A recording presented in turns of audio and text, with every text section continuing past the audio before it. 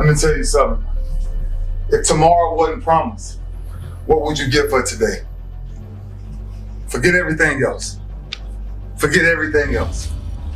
Forget that there was any sunlight left. What would you spend today thinking about? Yourself or the man that's beside you? Or the man that you know you'll give everything in your heart for? We get one opportunity in life. One chance in life to do whatever you're gonna do, to lay your foundation, to make whatever mark you're gonna make, whatever legacy you're gonna leave your legacy. And it's found through effort. Wins and losses come a dime a dozen. But effort, nobody can judge effort.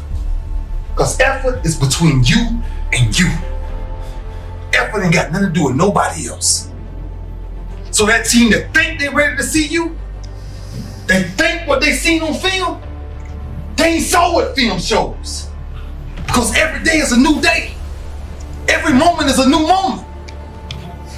So now you got to go out and show them that I'm a different creature now than I was 5 minutes ago. Because I'm pissed off for greatness. Because if you ain't pissed off for greatness, that means you're okay with being mediocre. You know, I always say, you show me your crowd, I'll show you your future. It's simple, right? There's 3 types of people you need in your life. You need the inspired, the excited, and the grateful. Every one of them you will need for the rest of your life. But your biggest distraction is, tell me what your foundation is. Where do you go when you need peace? So now you sit here and tell me you don't know what to do. You know what to do. But the people you're around ain't doing what you're supposed to be doing. I'm begging you, man. I'm begging you from a man to a man.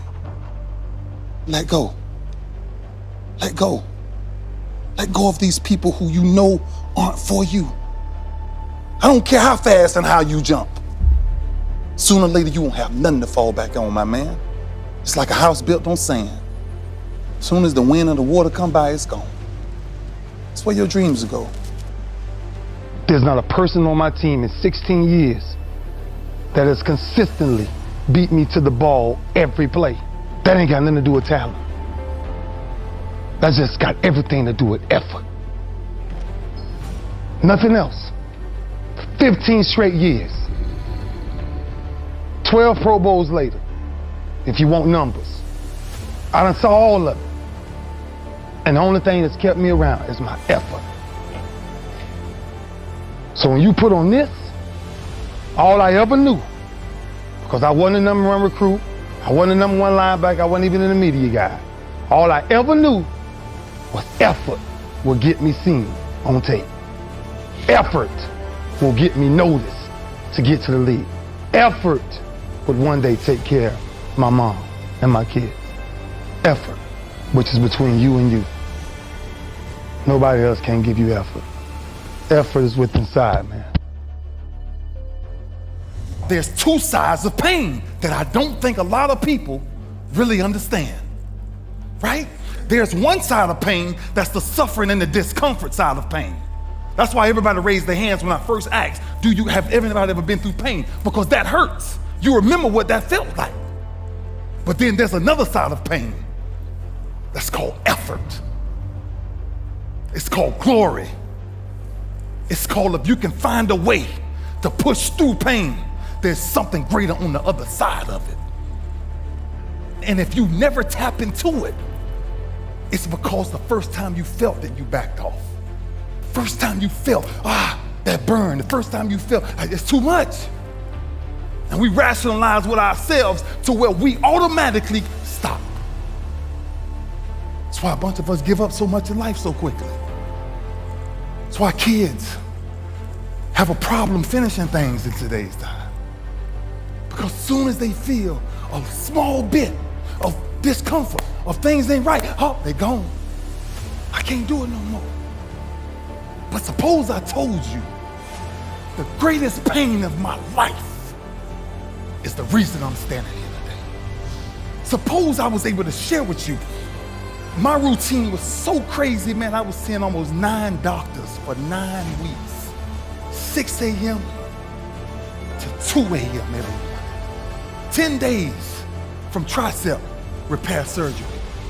Had my bike flew out. I flew my bike out. I got on my bicycle. I cycle a lot.